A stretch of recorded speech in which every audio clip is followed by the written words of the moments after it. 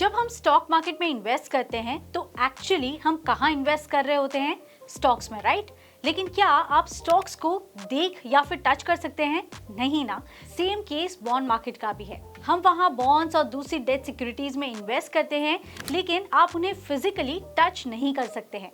आज हम जिस मार्केट की बात करने जा रहे हैं और वहाँ जिन फाइनेंशियल इंस्ट्रूमेंट्स को ट्रेड किया जाता है, आई एम 100% श्योर कि आपने उन्हें देखा भी होगा और एज अ प्रोडक्ट आपने उन्हें कंज्यूम भी किया होगा। Guys, I'm talking about the commodity markets. Commodity markets वो होती है जहाँ commodities की ट्रेडिंग की जाती है। And I know कि आपको commodity trading के बारे में इतनी ज़्यादा information नहीं होगी क्योंकि आपने इससे पहले कभी ट्रेड नहीं किया होगा। क्योंकि जब भी हम ट्रेडिंग की बात करते हैं हमेशा हम स्टॉक ट्रेडिंग को ही डिस्कस कर रहे होते हैं। लेकिन आज की हमारी इस वीडियो जो कि कमोडिटी मार्केट के बारे में है, इससे आपको ट्रेडिंग के बारे में एक नया पर्सपेक्टिव मिलने वाला है। यहाँ हम डिस्कस करेंगे कि कमोडिटी मार्केट्स होती क्या हैं, कौन सी ऑर्गेनाइजेशन इस मार्केट को रेगुलेट करती है, कमोडिटीज के कितने टाइप्स होते हैं जिन्हें आप ट्रेड कर सकते हैं और उसके लिए कितने एक्सचेंजेस हैं, कमोडिटी मार्केट में पार्टिसिपेंट्स कौन कौन होते हैं और आप इसमें कैसे इन्वेस्ट कर सकते हैं, और इन दी एंड हम बात करेंगे कमोडिटी ट्रेडिंग के एडवांटेजेस और ड्रॉबैक्स के बारे में भी।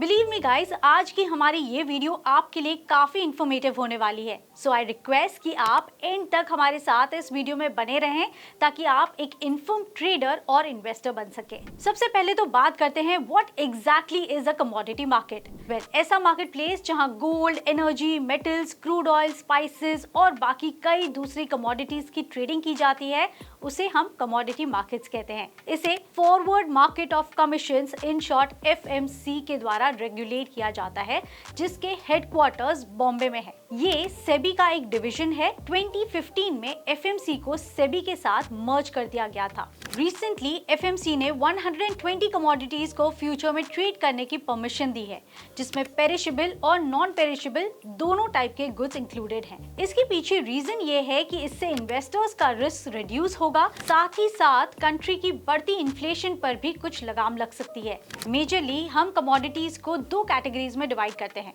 हार्ड कमोडिटीज और सॉफ्ट कमोडिटीज। जिन कमोडिटीज को माइनिंग के थ्रू एक्सट्रैक्ट किया जाता है उन्हें हार्ड कमोडिटीज कहते हैं। इसके अंदर भी दो सब ग्रुप्स होते हैं। पहला है मेटल्स, जिसके अंदर gold, copper, platinum etcetera include करते हैं, और हार्ड कमोडिटी का दूसरा सब ग्रुप है एनर्जी, जिसमें gasoline, crude oil, heating oil और डीजल एक्सेट्रा को इंक्लूड किया जाता है। अब कमोडिटीज की जो दूसरी कैटेगरी है, जिसे हम सॉफ्ट कमोडिटीज कहते हैं, वो कल्टीवेशन और मेंटेनेंस से प्रोड्यूस की गई कमोडिटीज होती हैं। अब सॉफ्ट कमोडिटीज भी दो सब ग्रुप्स में डिवाइडेड होती हैं। पहला है एग्रीकल्चर रिलेटेड कमोडिटीज, जैसे कि rice, corn, wheat, soybean, coffee, cotton, salt, sugar etcetera etcetera. Soft commodities का जो दूसरा ग्रुप है या सब ग्रुप है, वो है meat, livestock, feed cattle, live cattle, eggs etcetera etcetera. Hard commodities generally बाकी गुड्स बनाने में यूज होते हैं, जैसे कार्स बनाने में मेटल्स यूज होते हैं, ज्वेलरी में गोल्ड यूज होता है, वेसल्स में मेटल्स यूज होते हैं etcetera etcetera. Soft commodities mainly consumption के लिए यूज होती हैं, जैसे एग्री कमोडिटीज। अब इंडिया में ना आप इन कमोडिटीज को कई सारे कमोडिटी एक्सचेंजेस पर ट्रेड कर सकते हैं। कौन से हैं वो एक्सचेंजेस? पहला, Indian commodity exchange. Second is multi commodity exchange of India.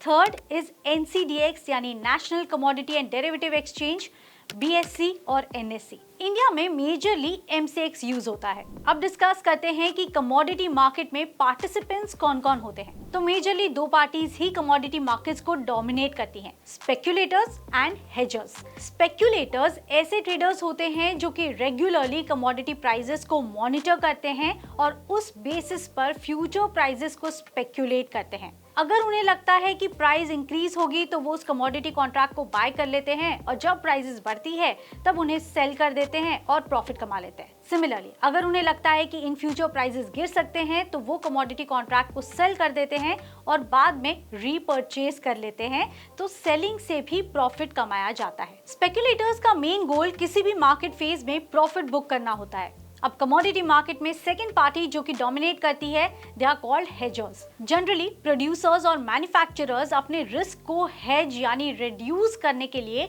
Commodity futures market का यूज करते हैं और उन्हें हम हेजर्स कहते हैं। चलिए इसे एक सिंपल एग्जांपल से समझते हैं। अज्यूम कीजिए कि अभी क्रॉप हार्वेस्टिंग का टाइम चल रहा है और एक हमारे फार्मर फ्रेंड को लगता है कि फ्यूचर में उस पर्टिकुलर क्रॉप जो वो उगा रहे हैं उनके प्राइसेस फ्लक्चुएट कर सकते हैं। वो फार्मर चाहते हैं कि प्राइसेस चाहे बढ़े या कम हो जाए, उन्हें दोनों सिचुएशंस में प्रॉफिट होना चाहिए या एटलीस्ट उनका नुकसान ना हो, यानी उनको लॉस ना हो जाए। और इसलिए वो एक फ्यूचर कॉन्ट्रैक्ट को साइन करते हैं। इस कॉन्ट्रैक्ट में एक स्पेसिफिक टाइम फ्रेम और फ्यूचर में किस प्राइस पर डील होगी वो भी लिखा होता है। अब इस कॉन्ट्रैक्ट के अंदर क्या होता है कि अगर क्रॉप की मार्केट प्राइस कम हो जाती है तो वो फार्मर को फ्यूचर कॉन्ट्रैक्ट में मेंशन की गई प्राइस मिल जाएगी और उसे प्रॉफिट होगा, बेसिकली उसका लॉस नहीं होगा। और अगर क्रॉप की मार्केट प्राइस इंक्रीज हो जाती है तो फार्मर को भले ही फ्यूचर मार्केट में लॉस सहना पड़े, लेकिन वो अपने क्रॉप को मार्केट में बेचकर अपना प्रॉफिट कमा सकता है।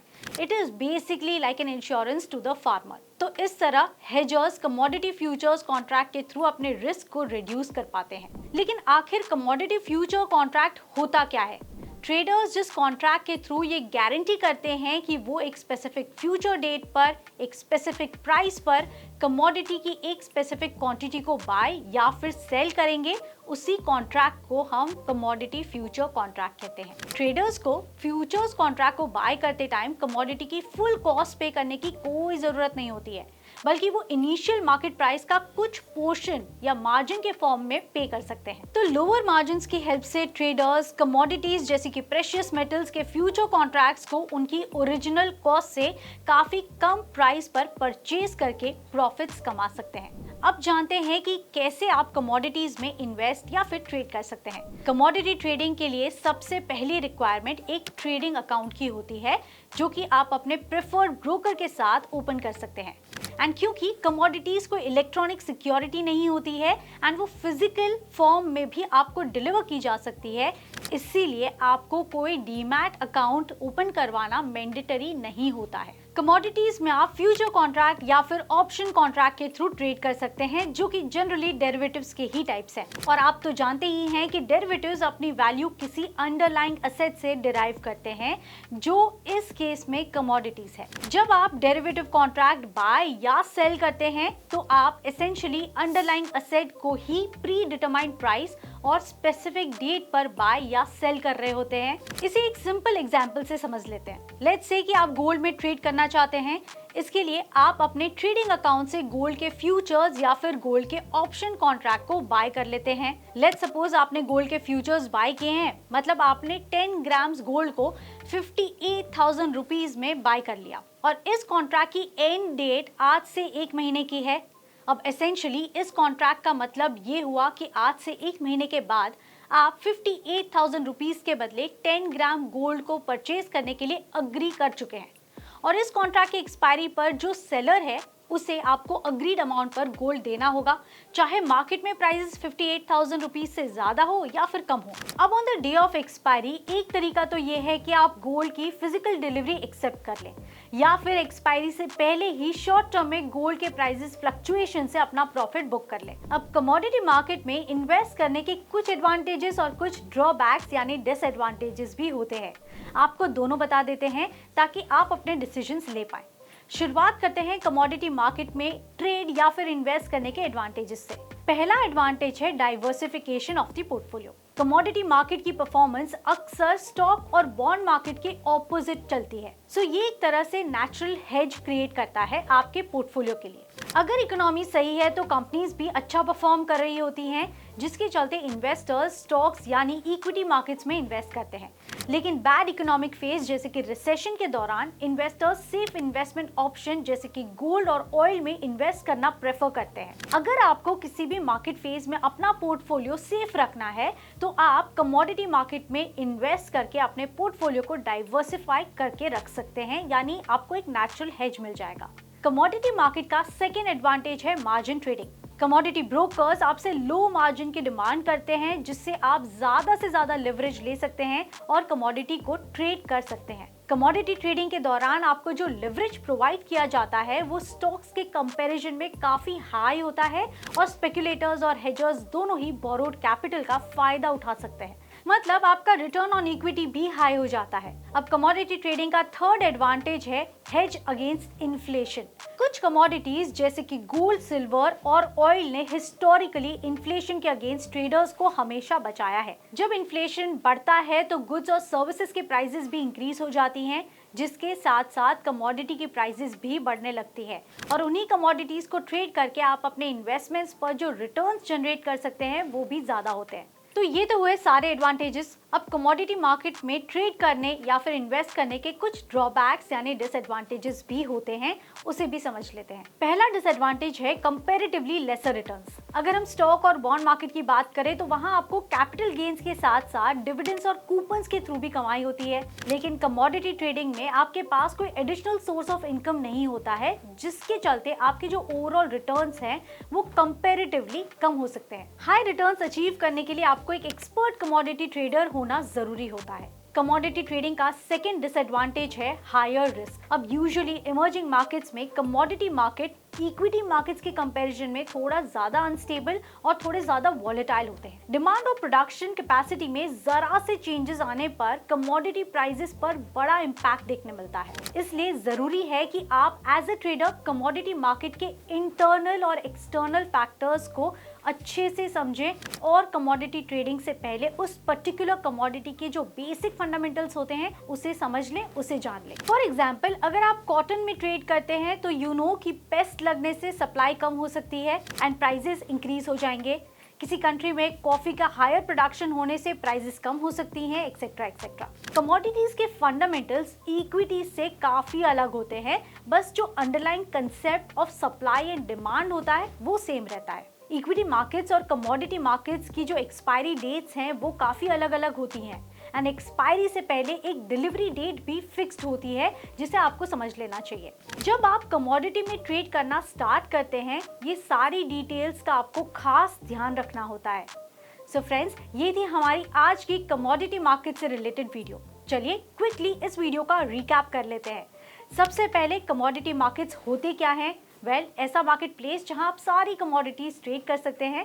कमोडिटीज हम दो कैटेगरीज में डिवाइड करते हैं, सॉफ्ट कमोडिटीज और हार्ड कमोडिटीज, और दोनों ही कैटेगरीज के अपने सब ग्रुप्स भी होते हैं। इंडिया में कमोडिटी मार्केट को फॉरवर्ड मार्केट्स ऑफ कमीशन यानी FMC के द्वारा रेगुलेट किया जाता है और कमोडिटीज को आप ओवरऑल 5 एक्सचेंजेस पर ट्रेड कर सकते हैं। एंड इन द एंड हमने कमोडिटी मार्केट में इन्वेस्ट या ट्रेड करने के एडवांटेजेस एंड डिसएडवांटेजेस भी समझे हैं। अगर आप किसी पर्टिकुलर कमोडिटी में इंटरेस्ट रखते हैं एंड आपको उसके फंडामेंटल्स या उसे ट्रेड कैसे करना है ये जानना है तो हमें कमेंट सेक्शन में जरूर बताएं। We will make a video on that too. Last but not the least, just a reminder, आप 5 पैसा के साथ अपना ट्रेडिंग अकाउंट ओपन कर सकते हैं जो कंप्लीटली फ्री है और अपनी कमोडिटी ट्रेडिंग आज से स्टार्ट कर सकते हैं। डिस्क्रिप्शन में आपको लिंक प्रोवाइड किया गया है। सो गाइस, आई होप कि आज की वीडियो आपके लिए हेल्पफुल रही होगी। आगे भी हम फाइनेंशियल मार्केट से रिलेटेड ऐसे कई इंटरेस्टिंग वीडियोस लेकर आते रहेंगे। Till then stay tuned and 5 पैसा के यूट्यूब चैनल को लाइक, शेयर और सब्सक्राइब करना बिल्कुल ना भूलें।